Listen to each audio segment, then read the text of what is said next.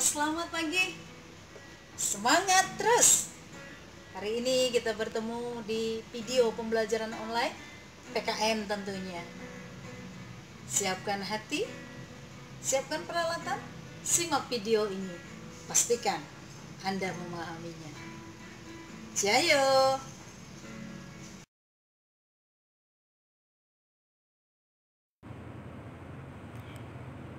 Baiklah, di video berikut ini kita akan mempelajari bab 3 dengan judul Nilai-nilai Pancasila dalam kerangka praktek penyelenggaraan pemerintahan negara. Nilai-nilai Pancasila dalam penyelenggaraan pemerintahan Indonesia meliputi dua hal. Yang pertama, seluruh kebijakan, dan yang kedua, tata kelola pemerintahan.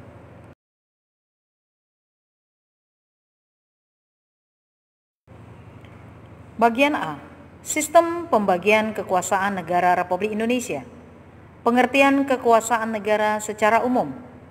Kekuasaan negara adalah wewenang yang diberikan kepada penguasa atau pemerintah untuk mengatur dan menjaga wilayah kekuasaannya dari penguasaan negara lain.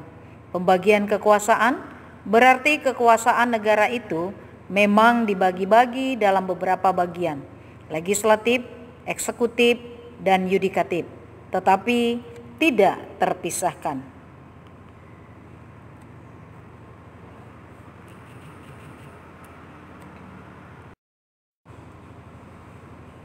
Negara dalam pengertian kekuasaan negara. Menurut Loggeman, negara adalah organisasi kekuasaan yang bertujuan mengatur masyarakat dengan kekuasaannya itu. Menurut Karl Marx, negara adalah suatu kekuasaan bagi manusia, penguasa untuk menindas kelas manusia yang lain.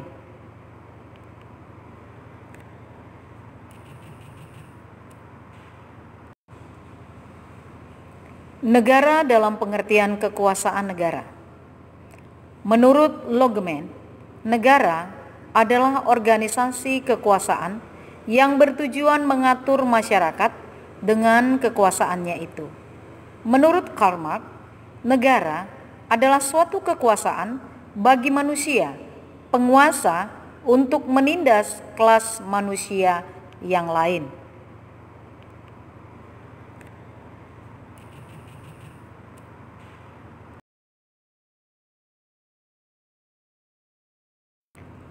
Kekuasaan negara menurut John Locke. Menurut John Locke, kekuasaan negara itu dibagi 3. A. Kekuasaan legislatif, yaitu kekuasaan untuk membuat atau membentuk undang-undang. B.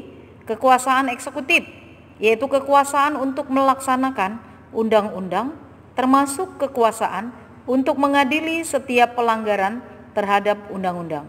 C. Kekuasaan federatif, yaitu kekuasaan untuk melaksanakan hubungan luar negeri. Kekuasaan negara menurut Montesquieu. Montesquieu juga membagi kekuasaan ini menjadi 3, yaitu A. Kekuasaan legislatif, yaitu kekuasaan untuk membuat atau membentuk undang-undang. B. Kekuasaan eksekutif, yaitu kekuasaan untuk melaksanakan undang-undang. C. Kekuasaan yudikatif, yaitu kekuasaan untuk mempertahankan undang-undang, termasuk kekuasaan untuk mengadili setiap pelanggaran terhadap undang-undang. Ketiga kekuasaan tersebut dilaksanakan oleh lembaga-lembaga yang berbeda dan sifatnya terpisah. Oleh karena itu, teori Montesquieu ini sering dinamakan dengan trias politika.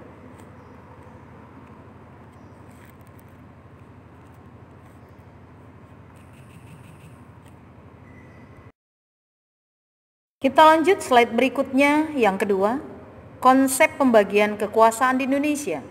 Di dalam mekanisme pembagian kekuasaan, kekuasaan negara itu dibagi-bagi dalam beberapa bagian, legislatif, eksekutif, dan yudikatif, tetapi tidak dipisahkan. Hal ini membawa konsekuensi bahwa di antara bagian-bagian itu dimungkinkan ada koordinasi atau kerjasama. Mekanisme pembagian kekuasaan di Indonesia diatur sepenuhnya di dalam Undang-Undang Dasar Negara Republik Indonesia tahun 1945. Pembagian kekuasaan negara Republik Indonesia dibagi dua, kekuasaan horizontal, yaitu kekuasaan berdasarkan fungsinya. Sedangkan yang satu lagi, kekuasaan vertikal, yaitu kekuasaan berdasarkan tingkatan dalam pemerintahan. Apa itu kekuasaan horizontal? Pembagian kekuasaan secara horizontal yaitu pembagian kekuasaan yang dilakukan menurut fungsi lembaga-lembaga tertentu. Ada 6 lembaga dalam kekuasaan horizontal. Yang pertama, kekuasaan konstitutif. Yang kedua, kekuasaan legislatif. Yang ketiga, kekuasaan eksekutif. Yang keempat, kekuasaan yudikatif. Yang kelima, kekuasaan eksaminatif. Dan yang keenam, kekuasaan moneter. Apa itu pembagian kekuasaan secara vertikal? Pembagian kekuasaan secara vertikal yaitu pembagian kekuasaan yang dilakukan berdasarkan tingkatan pemerintahannya. Hai guys, tentunya sudah menyimak materi yang tadi disampaikan lewat PowerPoint dan